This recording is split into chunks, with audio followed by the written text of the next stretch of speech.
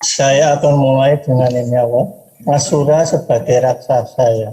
Ini kan sesuatu yang sekarang ini dipahami. Asura dan raksasa itu kan kira sesuatu yang sama ya. Padahal sebetulnya itu lainnya. Oleh karena itu saya kemudian membuka referensi-referensi yang ditulis oleh para Brahmana dalam teks-teks Brahmana itu ternyata memang ada pemahaman tentang Asura, ada raksasa, nanti ada Buto kalau orang Jawa bilang, kemudian ada Dityo, ada Diyu dan sebagainya itu. Kalau kita memahaminya itu apa ya, selama ini itu kan selalu bahwa Asura ini dianggap sebagai makhluk yang jelek, yang jahat begitu ya. Karena memang betul secara fisik selalu ditampilkan dengan tubuh yang besar memang, dan wajahnya itu mengerikan itu. Makanya saya lacak terus selama bertahun-tahun ya, saya berusaha untuk memahami ini. Dari situ saya lalu mendapatkan pengertian bahwa kalau kita tidak mengerti ilmu yang namanya petrologi, kita tidak akan pernah bisa mengenali Asura ini sebetulnya siapa. Petrologi itu adalah ilmu yang mempelajari tentang magma-magma yang ada di dalam bumi itu. Seperti geologi ya, tetapi ini khusus tentang magma terutama. Secara harafiah begitu. Seperti kita ketahui ya bahwa yang namanya Asura itu adalah makhluk yang tinggal di dunia yang disebut Buhloka. Dan kita tahu bahwa menurut tradisi Jawa kuno, kita mengenal adanya Tribawana itu yang terdiri atas 3 lapis, yaitu ada Swahloka, Buahloka, dan Buhloka. Ini khusus untuk Asura ini, itu adalah makhluk yang tinggal di Buhloka. Ya, kalau saya boleh mengatakan itu di dunia bawah. Dunia bawah itu pada masa kini lalu berkembang hermeneutika masa kini yang mengatakan bahwa Asura-Asura ini adalah makhluk yang jahat, yang buas, garang, angkara murka, egois, dan sebagainya. Yang semuanya itu berkonotasi negatif memang di mata orang masa kini. Bahkan itu kalau kita memahami hermeneutika mereka ini, mereka selalu memberikan justifikasi atau pengadilan bahwa Asura itu adalah sering untuk masa kini itu sering diartikan sebagai apa? Itu koruptor, dianggap sebagai konglomerat, kemudian sebagai kaum oligarki, berjuis yang selalu dinilai merugikan dan membawa malapetaka kehidupan di dunia milenial ini. Hermeneutika mereka ini memang mengatakan bahwa yang namanya Asura itu harus disingkirkan, dimusnahkan, dibunuh dengan berbagai macam jalan dan melalui upacara ritual. Bahkan baru saja di Jogja saya baru saja melihat ada upacara itu melarung Buto Cakil itu di Sungai Cudi. Harapannya agar nanti kejahatan-kejahatan yang dilakukan oleh Buto Cakil ini dan buto-buto yang lain dapat disingkirkan dari permukaan bumi ini. Nah, ini yang kita pahami sekarang seperti itu.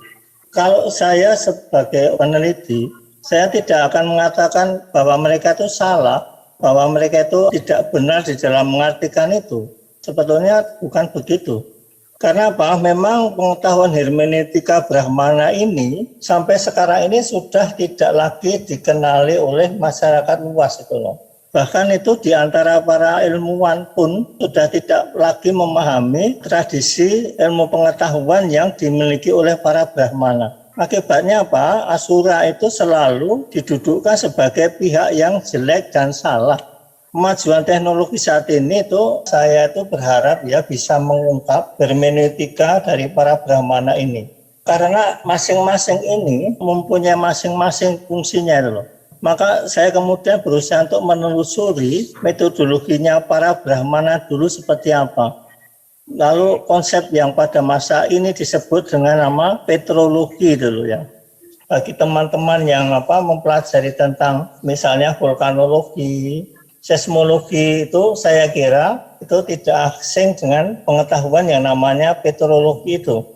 Jadi saya berharap nanti ini penelusuran melalui petrologi ini dapat diangkat kembali hermeneutika Brahmana ini. Karena sebetulnya pengetahuan petrologi ini sudah ada di dalam teks-teks karya-karya para Brahmana itu. Tapi itu tidak pernah kita ungkap, tidak pernah kita pelajari lagi. Karena sekarang ini kita tahu bahwa kalau orang belajar tentang sejarah Indonesia Nusantara kuno dulu, itu selalu secara berpikirnya itu ya kayak berpikirnya para orientalis dulu, bahwa yang penting di situ tuh ada apa? Ada konflik, ada peperangan. Itu seperti minggu yang lalu sudah saya katakan itu. Ini juga kemudian Asura ini juga selalu dianggap sebagai sesuatu yang kalau di dalam teori sekarang, teori sastra sekarang, itu dia itu masuk di dalam apa? Sisi antagonis itu loh. Ini yang apa? Yang perlu kita mengerti betul itu. Bahwa masing-masing makhluk ini itu akan mempunyai fungsinya itu di dalam tribawana ini, di dalam swahloka, buhloka, buahloka, dan buloka. Saya berusaha untuk melakukan apa yang disebut nirukta. Nirukta itu adalah bahasa Sanskerta dari kata etimologi. Saya berusaha untuk melacak etimologi kata asura itu. Nanti berkaitan dengan kata sura.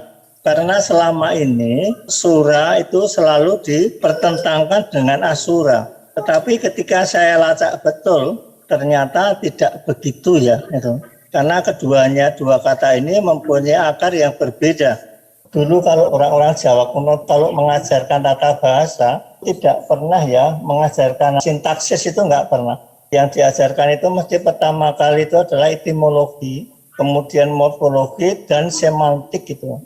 Baru nanti di Indonesia itu sintaksis ini demikian penting itu pada saat kita memakai sistem pengajaran linguistik struktural itu loh. Sehingga yang namanya sintaksis itu menjadi penting sekali. Subjek, predikat, objek, keterangan itu menjadi penting sekali. Dan kita itu sampai hari ini, pemikiran kita itu sudah tercetak dengan sistem subjek, predikat, objek itu. Antara subjek dan objek itu kan bisa dibolak-balik, karena ada kalimat aktif, ada kalimat pasif. Nah sekarang ini juga begitu, akibatnya apa? Orang itu membalik-balik persoalan itu jadi mudah. Yang tadinya subjek jadi objek, yang objek jadi subjek gitu. Terus sekarang itu terjadi itu. Yang orang yang benar dijadikan salah, yang salah dijadikan benar. Nah sekarang ini banyak terjadi semacam itu. Karena apa? Karena memang pemahaman tentang pengajaran bahasa yang berkaitan dengan kata bahasa struktural itu sudah demikian mendarah daging ya. Jadi ketika itu kemudian diterapkan di bidang-bidang kehidupan yang lain, itu kita sudah tidak merasa bahwa akarnya ada di sana itu. Ini yang perlu kita ketahui itu. Maka saya berusaha untuk tidak mengikuti apa yang diajarkan oleh para linguis struktural itu. Saya akan mengikuti apa yang diajarkan oleh itu sistem gramatika Brahmana itu. Dengan sendirinya ya saya akan mengikuti buku-buku yang ditulis oleh para Brahmana.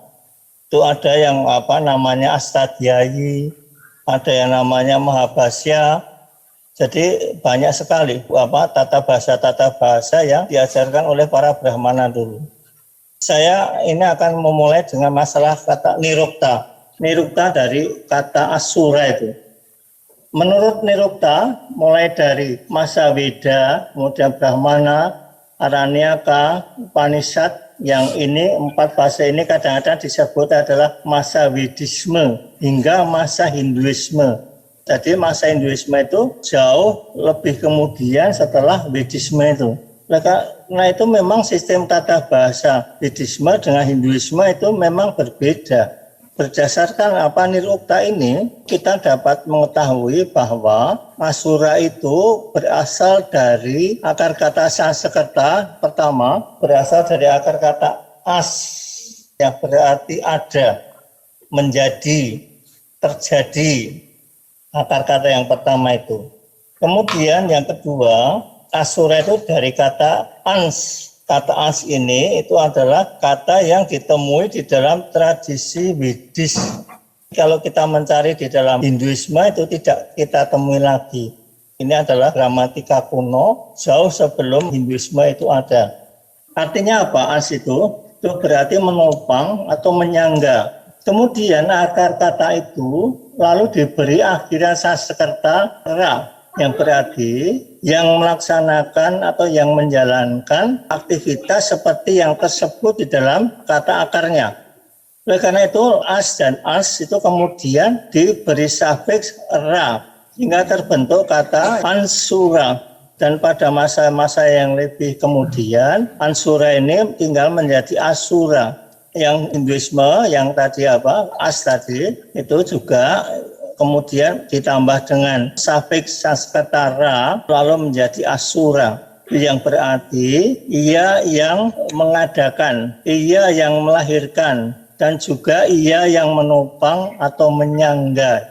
Jadi asura itu adalah dewa yang bersemayam di buhloka. Karena ia memang di tempat itulah bermula kehidupan dan ditopangnya kehidupan.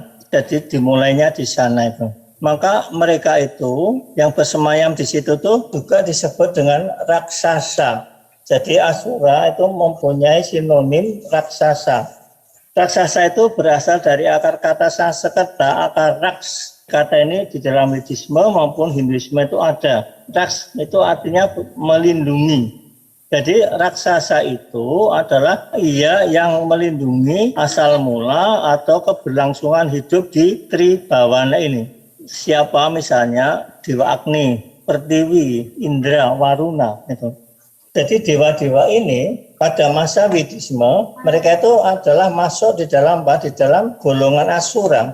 Jadi dia itu adalah dewa-dewa yang melahirkan kehidupan ini, yang kemudian juga menopang berlangsungnya kehidupan ini. Jadi Agni, Pertiwi, Indra, Waruna adalah dulunya itu adalah masuk dalam kelompok asura. Mereka pun dulu tinggal di buhloka. Baru nanti pada masa Hinduisme mereka ini kemudian seperti Indra, Agni menjadi dewa-dewa yang bersemayam di Swahloka itu. Jadi kemudian itu bergeser ya itu. Kemudian saya lanjutkan dengan kata sura. Kata sura itu berasal dari akar kata Sanskerta itu ser.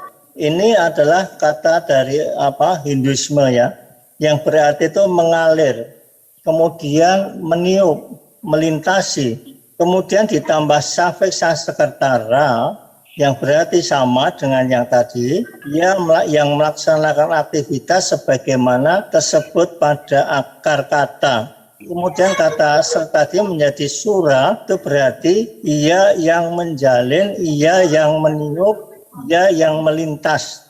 Sura itu bersemayam di swahloka dan buah loka. Ia yang mengalir memberi kehidupan dengan tiupan-tiupan nafasnya itu. Jadi dulunya itu mereka inilah yang menghidupkan penduduk yang ada di buah loka itu. Mereka dihidupkan dengan tiupan-tiupan nafas yang berasal dari mereka. Untuk melakukan diaspora, penyebaran ke berbagai penjuru, mereka berjalan melintasi ruang dan waktu. Sura inilah yang menjalankan aktivitas dan dinamika kehidupan di swah dan buah loka dengan melewati lingkaran bawah cakra, yaitu utpati, stiti, pralina. Kita tahu bahwa setiap kali di swah loka dan buah loka maupun buloka selalu terjadi proses yang disebut dengan nama bawah cakra. Ya, utpati itu adalah ada, kemudian stiti itu adalah berlangsungnya hidup ini. Kemudian pralina ini adalah masa untuk regenerasi. Jadi pralina itu bukan penghancuran ya itu, tapi itu adalah masa regenerasi. Untuk kembali lagi ke generasi yang berikutnya itu, kembali lagi ke tataran yang namanya utpati itu. Kemudian ini dari dua kata ini, yang selama ini itu selalu diberi pengertian positif dan negatif. Sura itu selalu dinilai positif, asura itu dinilai negatif. Padahal sebenarnya tidak begitu. Keduanya ini memiliki ikatan yang simbiosis mutualistis. Tidak bisa yang satu ada, yang satu tidak ada, itu tidak bisa. Dua-duanya harus ada secara bersama-sama. Apalagi ketika di Tribhawana ini, sura dan asura itu harus ada. Asura adalah melahirkan dan melindungi kehidupan, menopang kehidupan, dan sura adalah yang memutar roda kehidupan ini. Sehingga dinamika kehidupan itu terus berlangsung. Continuity dan discontinuity terus berjalan. Kehidupan selalu mengalami proses regenerasi sampai kapanpun. Nah, itulah yang membuat itu sebenarnya adalah siapa? Itu antara Sura dan Asura. Dengan kehadiran Sura dan Asura ini, Tribawana ini terus maju, terus berlangsung. Dengan adanya pembaharuan yang selalu ditopang, dilindungi oleh Bawa Cakra Tribawana itu sendiri. Jadi Asura dan Asura ini sebetulnya baik secara etimologis maupun mitologis, kemudian secara kosmologis, keduanya ini tidak dapat dipertentangkan ya, seperti yang selama ini terjadi. Sura dianggap itu adalah dewa, lalu Asura itu dianggap raksasa. Itu karena A itu artinya bukan Sura. Ternyata bukan begitu. Memang dari akar yang berbeda itu loh. Akarnya sendiri-sendiri. Ya, akar kata Sanskertanya lain-lain memang. Yang satu ser, yang satu ans gitu loh. Jadi kita hati-hati untuk memahami ini. Kemudian bagaimana kok selalu yang namanya Asura ini selalu dinilai sebagai tokoh yang jahat itu ya, tokoh yang mengerikan. Memang dia itu adalah tokoh atau dia itu otoritas yang mengelola Buhloka ini. Jadi yang mengatur bergeraknya Buhloka ini adalah Asura ini. Jadi untuk memahami apa yang ada dan bergerak menata isi perut bumi, kita pada masa kini mengenal sarana akademis untuk menelusurinya, yaitu ilmu pengetahuan yang namanya itu petrologi. Petrologi ini adalah ilmu yang mempelajari seluk-beluk yang ada di perut bumi. Mulai dari api, kemudian air, ada lava, ada batu-batuan, parang, dan karang yang masih membara, sehingga kondisinya itu panas. Kemudian magma, kemudian patahan-patahan bumi yang menimbulkan gempa bumi. Di samping itu juga proses pergerakan benda-benda itu. Lalu terjadilah letusan gunung-gunung berapi, baik bersifat eruptif maupun ada yang bersifat eksplosif gitu. Seperti sekarang baru saja terjadi ya, itu misalnya di Jepang baru saja ada gunung api yang meletus, yang sifatnya itu eksplosif ya. Kemudian La Palma yang ada di Spanyol itu juga sifatnya itu eksplosif tuh. Merapi kita juga sedang mengalami seperti ini. Merapi ini sudah berapa tahun mengalami erupsi itu loh. Di dalam perut itulah bergejolak berbagai macam isi perut yang menghuni dalam perut gunung ini. Gitu. Ini tadi baru saja mungkin tadi pagi ya kita baru saja tahu bahwa di daerah Solotigo, Bawen, Ambarawa itu juga ada gempa bumi. Epicentrumnya itu ada di darat. Sore tadi saya mendapat keterangan dari BMKG bahwa itu tuh ada patahan Merbabu Merapi yang memang aktif, sekarang aktif lagi itu loh. Maka jangan kaget nanti kalau tiba-tiba itu Merbabu itu juga akan mengalami seperti apa yang terjadi dengan Sinabung yang di Sumatera itu. Seperti La Palma, tiba-tiba Merbabu pun bisa mengalami proses semacam itu. Inilah petrologi ya, ilmu yang memang mempelajari semacam itu. Nah kemudian untuk apa sih kita belajar petrologi semacam ini? Dengan memahami petrologi ini, kita tidak selalu heran, ngeri atau takut menghadapi terjadinya gejolak yang terjadi dari perut bumi.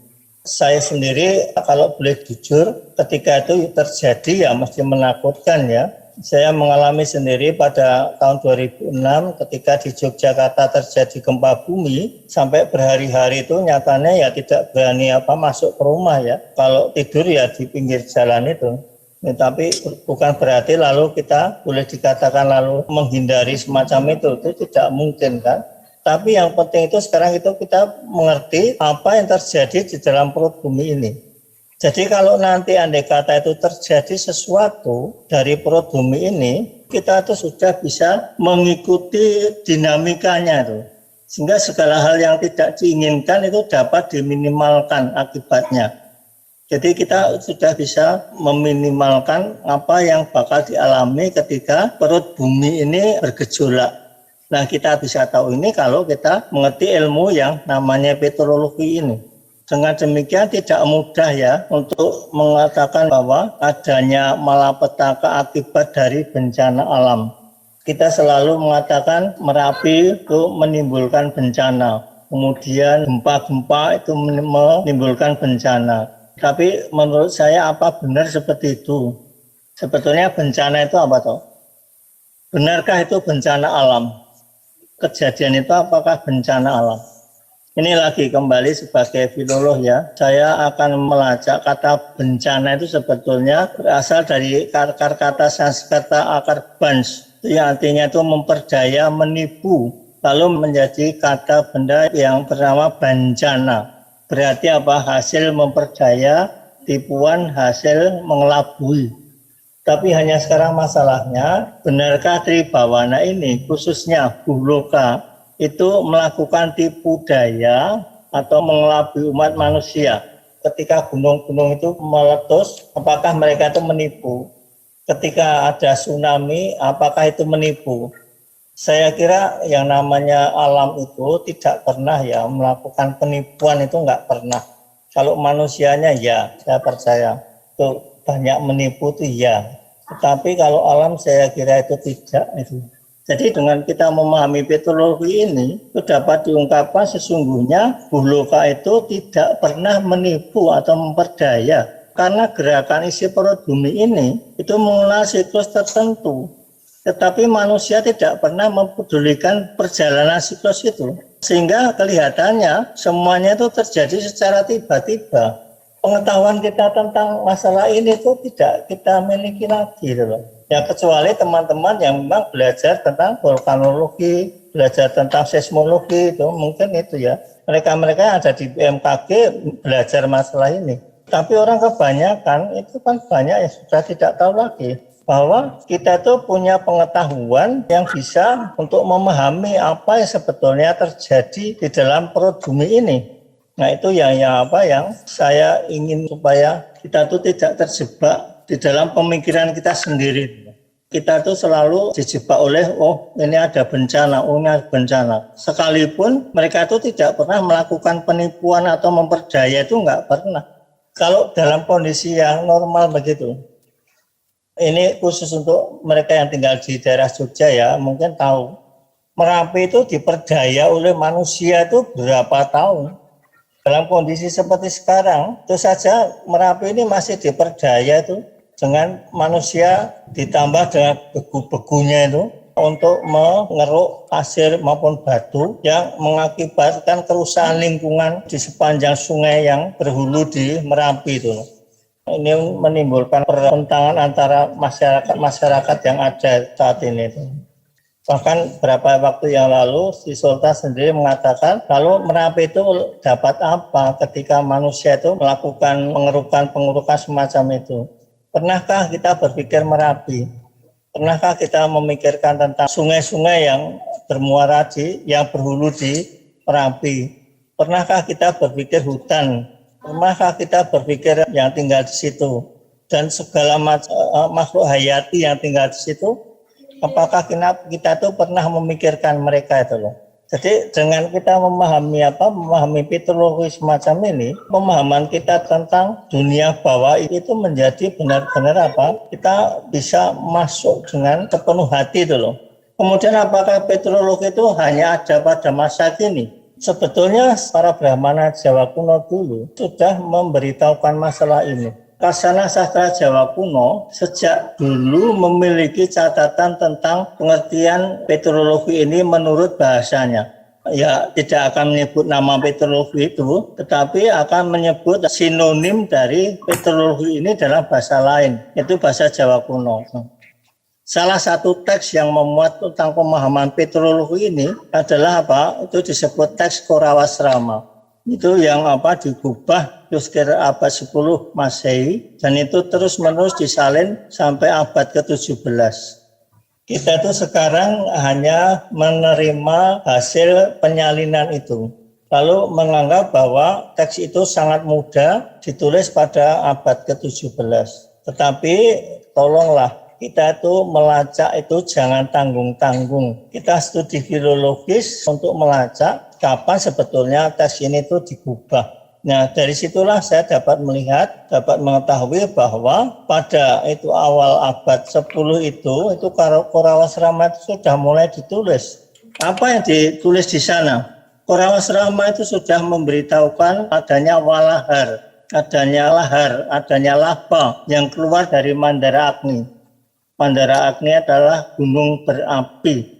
Jadi di situ tentang isi dari perut bumi, isi dari Mandara Agni itu sudah diuraikan oleh apa? Oleh Korawasrama ini, oleh Brahmana yang mengubah teks Korawasrama ini. Kemudian juga di sana ada pemahaman tentang gerakan pasang surut air laut yang disebut Ratna Dukara. Kemudian termasuk juga perbenturan lempeng bumi yang menyebabkan naiknya air laut yang kini dikenal dengan nama tsunami. Itu sudah dijelaskan di dalam Korawasrama. Ya memang bahasanya sangat kosmologis itu. Kemudian juga diuraikan di sana itu berbagai jenis batu-batuan yang keluar dari perut bumi. Kemudian berbagai macam jenis tanah, baik itu tanah liat maupun juga tanah pasir yang merupakan hasil erupsi gunung berapi. Jadi dalam Korawasrama ini uriannya itu sangat lengkap ya. Meskipun teks itu tidak terlalu panjang, tetapi sangat padat memberitahukan pengetahuan yang merupakan pengetahuan yang diajarkan oleh para Brahmana di dalam asrama-asrama Jawa kuno pada masa itu. Jadi inilah yang perlu kita pahami betul itu. Nah, kemudian dalam rangka tradisi Jawa kuno ini, pengetahuan tentang pedologi ini merupakan salah satu sasana yang wajib diajarkan oleh para Brahmana. Jadi para brahmacari harus betul-betul memahami apa yang disebut dengan isi perut bumi. Karena ini akan berkaitan ketika nanti mereka itu melakukan tirta yatra itu. Tirta yatra untuk mencari pengetahuan dari satu tempat ke tempat lain. Ya, entah itu nanti itu mulai apakah perjalanan itu melalui darat, melalui sungai, atau melalui laut. Nah, ini dengan pengetahuan petrologi semacam ini diharapkan para brahmacari dapat dengan tepat melakukan tirta yatra itu loh. Karena ini adalah wajib seorang brahmacari ketika belum lulus itu ya menjadi brahmana tidak harus melakukan tirta yatra.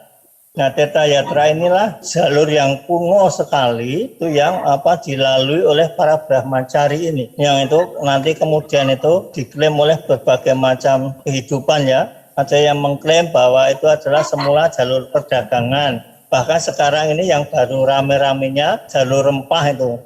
Sebetulnya mereka dulu itu yang pedagang, yang jalur rempah itu, mereka dulunya itu adalah mengikuti jejak-jejak para brahmacari ketika melakukan tirta yatra itu. Itulah jadi di dalam teks Korawasrama, teks Jawa kuno pun pengetahuan petrologi itu sudah tersimpan, sudah ditulis dengan rinci sekali gitu loh. Tetapi teks ini juga jarang yang mempelajari. Itu sejak teks ini menjadi disertasinya Swellen Greipel pada tahun 36, tidak ada lagi orang yang membuka itu ya. Ya kalau kebetulan saya mendapatkan buku dari beliau ini, itu saja kertasnya itu belum dipotong loh. Karena pada waktu itu buku itu selalu dengan lipatan 8 itu. Berarti kan memang tidak pernah dibuka itu. Oleh para peneliti sampai hari ini tuh juga jarang sekali yang membuka teks ini, karena selalu membuka teksnya itu yang berkaitan dengan dengan kenegaraan itu. Tetapi yang berkaitan dengan pengetahuan Brahmanik, hermeneutika Brahmana ini tidak pernah diajarkan oleh guru-guru kita dulu. Sekarang bagaimana ketika petrologi ini itu divisualkan, ya visualisasi petrologi di dalam masa Mataram ini. Di samping teks-teks Jawa kuno, visualisasi tentang petrologi ini juga ditampilkan di dalam bentuk kesenian yang disebut wayang. Nanti contoh-contoh yang saya sajikan di sini adalah wayang abean, itu hiasan dari Sri Sultan Hamengkubuwono ke-7. Tokoh-tokoh yang berkaitan dengan petrologi berasal dari Buhloka ini adalah tokoh-tokoh yang berwujud itu raksasa. Yang di kiri ini adalah raksasa yang memakai pakaian raja. Kalau kita lihat ya secara ikonografi, memang raksasa-raksasa ini selalu mempunyai bentuk yang mengerikan ya. Di samping itu tubuhnya besar. Kemudian giginya itu mulutnya menganga dengan gigi yang tajam-tajam, dengan taring yang tajam, kemudian dengan mata yang melotot semacam itu. Kemudian kukunya pun itu runcing-runcing semua. Maka pemahaman ini kemudian diponis dengan pemahaman yang bersifat etik moralistik gitu loh. Maka lalu ini dianggap sebagai sesuatu yang jahat. Padahal di sini kita harus memahaminya dari metodologi yang hermeneutika yang lain itu loh. Bahwa masing-masing ini itu mempunyai kekuatan yang sebetulnya itu menggambarkan kekuatan segala macam yang ada di dalam perut bumi ini. Kemudian ini yang di depannya itu adalah raksasa dengan muka merah memakai teropong. Kalau yang di kiri itu mahkota, Makuto ya, itu yang satu itu memakai topong. Ini mempunyai makna yang berbeda memang. Kemudian ini ada kekuatan peteorologi dengan muka merah. Coba kalau kita lihat itu merahnya yang kiri dan yang kanan itu beda. Yang kiri itu adalah pendeta, yang kanan adalah dewa. Jadi kita tahu bahwa nanti benda-benda peteorologi yang ada di dalam perut bumi itu mempunyai karakter yang berlain-lainan itu. Maka lalu bagaimana orang itu memvisualkan bentuk-bentuk peteorologi yang berbeda-beda itu dengan karakter-karakter semacam ini. Jadi memang ini selalu dianggap sebagai sesuatu yang jahat, yang mengerikan itu loh. Ini ada raksasa yang berwarna hitam, merah, dan biru. Kalau kita mempelajari meteorologi, kita juga akan mendapatkan pengertian bahwa nanti ada tanah atau batu-batuan yang warnanya memang ada yang merah, ada yang berwarna biru, dan ada berbagai macam warna lah. Jadi di dalam perut bumi itu apa-apa itu ada itu. Segala warna itu ada. Ini juga gambarkan dengan wajah yang menakutkan semacam ini. Dengan mata yang satu itu kalau orang Jawa bilang itu pelelengan, yang sebelah kanan itu namanya liepan. Itu akan mempunyai makna yang berbeda juga itu. Nah ini kemudian ada raksasa atau asura bermuka hewan. Yang kiri bermuka ular. Memang kita tahu bahwa ular itu adalah makhluk yang tinggal di dalam dunia bawah, di dalam buhloka itu. Jadi dia itu salah satu asura yang tinggal di sana. Sekalipun secara pribadi saya takut juga dengan ular, tetapi kita harus paham bahwa ular itu ada fungsinya ya, di dalam tanah itu ada fungsinya itu, terutama untuk menyuburkan tanah. Jadi ini digambarkan juga dengan bentuk raksasa semacam ini, dengan asura semacam ini. Asura dengan bermuka ular. Kemudian yang sebelah kanan ini adalah asura dengan muka seperti kepiting itu. Kalau kita tahu bahwa yang namanya kalau orang Jawa bilang itu kelabang itu ya, itu sejenis ketunggeng itu. Ini kan mukanya seperti ini. Jadi ini raksasa dengan muka kayak kepiting itu. Mengapa ini digambarkan dengan hijau-hijau baik tubuhnya? Ini nanti akan berkaitan dengan masalah kalau kita melacak betul, nanti memang ada lempeng-lempeng bumi itu yang memang berwarna hijau semacam itu. Ini lempeng-lempeng bumi atau warna hijau ini pada umumnya dikaitkan dengan lempeng bumi itu. Jadi asura-asura ini dikaitkan dengan masalah lempeng-lempeng bumi ini. Kemudian ada lagi yang sebelah kiri, Pak Asura dengan kepala yang menyerupai hewan turu itu ya, semacam itu. Dan kalau kita teliti betul wajahnya itu ternyata tuh wajahnya Coro itu ya seperti itu ternyata, seperti yang ada di wayang sebelah kiri ini. Kemudian yang sebelah kanan itu adalah Asura kaitannya dengan lempeng-lempeng bumi ini. Kemudian itu di sebelah kanan itu ada lidah yang menjulur itu. Kalau kita melihat itu di dalam Korawasrama, raksasa yang semacam ini itu sebetulnya adalah menggambarkan atau menunjukkan patan-patan bumi yang ada di dalam perut bumi kita itu. Jadi ini lidah-lidah itu bisa bergerak itu. Jadi itu sangat menakutkan memang wajahnya itu. Ya, tapi ini mempunyai pengetahuan yang luar biasa karena nanti akan berkaitan dengan masalah kalau ada perbenturan lempeng-lempeng bumi, adanya tsunami itu. Inilah raksasa yang atau asura yang mengelolanya itu adalah ini. Nah, kemudian ini adalah raksasa nanti yang berkaitan dengan lempeng bumi juga itu. Lempeng bumi yang nanti pada suatu saat itu bisa mengalami longsor itu dijelaskan di dalam Korawasrama data semacam itu. Kemudian yang sebelah kanan ini sudah terkenal ya, itu kalau orang menyebut ini Buto Cakil. Saya sebutkan di depan tadi bahwa ada orang baru melakukan pelarungan Buto Cakil di Keraton Ngayogyakarta ya. Cakil itu adalah wayang pusaka ya. Oleh karena itu tidak setiap kali diperkenankan keluar. Itu tokoh-tokoh yang diperkenankan ketemu Cakil itu hanya tokoh-tokoh tertentu. Misalnya kalau putri itu hanya Sri Kandi. Kemudian kalau ksatria itu Ciptaroso. Mengapa begitu?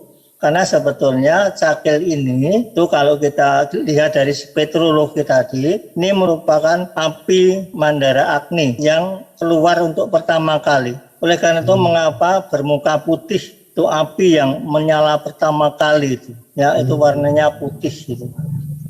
Ya, jadi ini tokoh Cakil ini, ya ini namanya sih macam-macam ya. Ada yang nama itu Gendir Penjalin, ada yang namanya Tekuk Penjalin dan sebagainya. Banyak sekali namanya itu.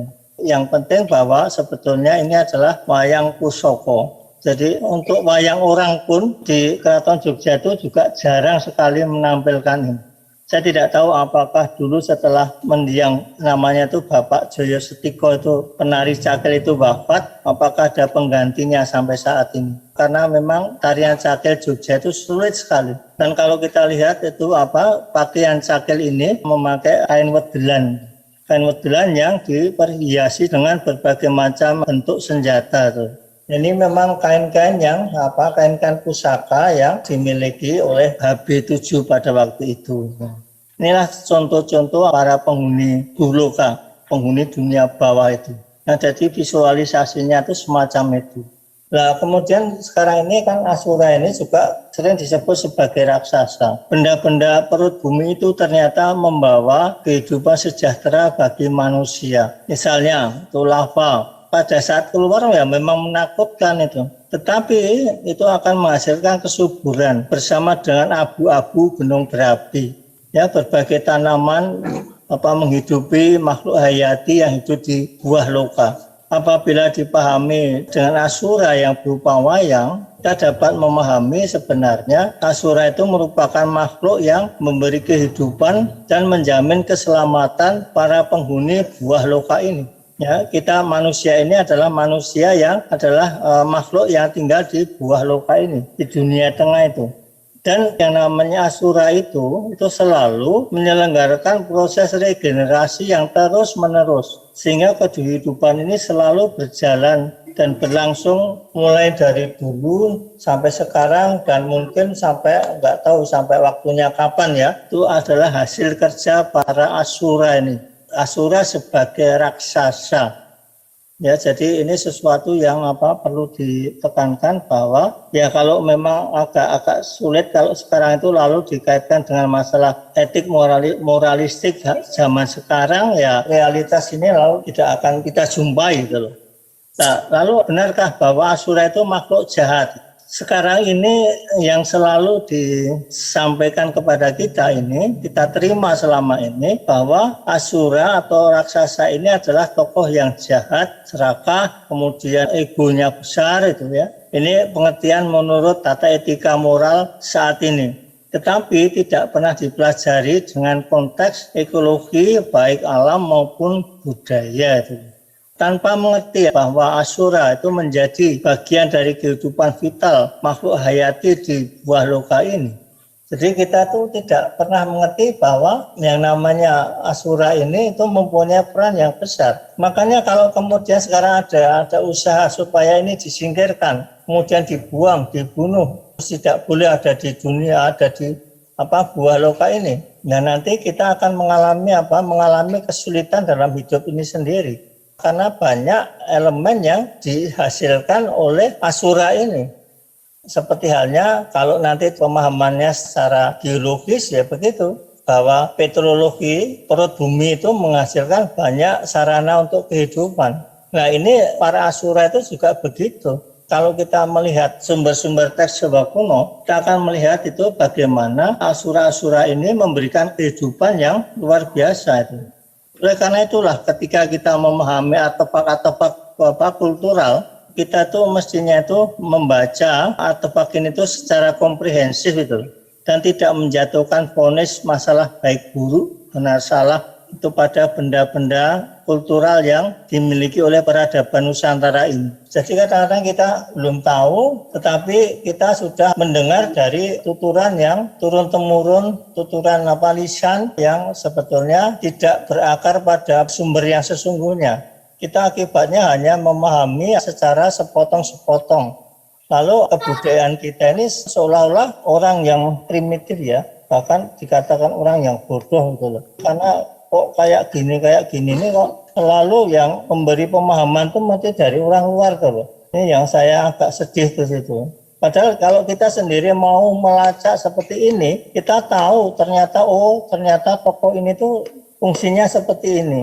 Perannya di dunia seperti ini, untuk makhluk hayati itu untuk apa? Itu ternyata dia tuh berfungsi betul. Bahkan dia itu menopang maupun melahirkan gitu. Ya, sebagai akhir dari dari obrolan saya malam ini, saya ingin mengatakan sekali lagi bahwa Asura sebagai tokoh yang melahirkan dan tokoh yang menopang buah loka ini memerlukan pemahaman yang sungguh-sungguh utuh dan menyeluruh agar tidak terjadi penghakiman seperti yang selama ini terjadi, bahwa yang namanya Asura, Buto ini adalah lalu diidentikan dengan dengan koruptor, oligarki. Ya silakan saja ya, kalau memang mau ke arah ke situ monggo-monggo saja, tetapi itu adalah kita sudah tidak menelusuri bagaimana cara berpikir bangsa kita sendiri. Sebagai makhluk yang bersemayam di Buloka, itu Asura itu mempunyai cara tersendiri untuk menyangga dan melindungi mereka-mereka yang tinggal di buah loka ini. Dia itu mempunyai cara sendiri.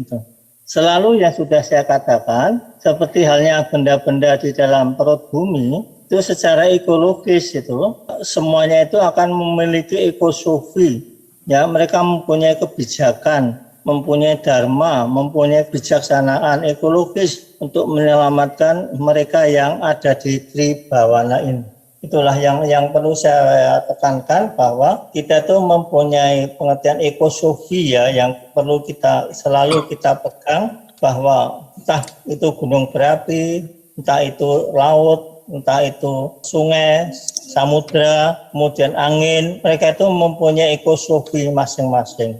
Jadi ketika ada puting beliung, badai, dan sebagainya, tolonglah kita perlu mempelajari ini dari kacamata ekosofi loh. Itu yang namanya puting beliung itu juga tidak akan muncul dengan sendirinya, itu mesti ada prosesnya. Kemudian gempa bumi juga begitu. Itu ya, banyak sekarang ahli-ahli itu selalu mengatakan bahwa gempa bumi itu tidak bisa diprediksi kapan akan terjadi. Tetapi kalau kita mau mempelajari ilmu yang diberikan oleh para Brahmana dulu, ternyata itu bisa diketahui kapan akan terjadi. Memang ini tidak mudah karena memang bahasa yang dipakai oleh Brahmana ini cukup sulit, karena bahasanya itu adalah bahasa yang sifatnya itu intelektual, kemudian juga akademis dalam pengertian masa itu, sehingga kita ini sudah tertinggal oleh sistem pemikiran mereka ini. Kita sudah terbiasa dengan pemikiran-pemikiran yang berasal dari para kolonialis dulu, para orientalis dulu, dan kebanyakan kalau sekarang ini juga banyak orang yang belajar di barat. Saya juga pernah mengalami belajar di negeri itu, tetapi itulah kita harus hati-hati. Apakah kita bisa tidak menarik pengetahuan ini untuk memahami cara berpikir nenek moyang kita dulu. Jadi inilah yang ingin saya sampaikan pada malam hari ini, agar kita tidak selalu mendapat pengertian bahwa yang namanya raksasa itu adalah, atau Asura ini selalu makhluk yang jahat, makhluk yang kejam tuh ya. Ternyata mereka itu mempunyai fungsi yang luar biasa dalam menopang kehidupan ini. Saya kira demikian dulu Mas, mungkin dapat melanjutkan dengan berdiskusi pada malam hari ini.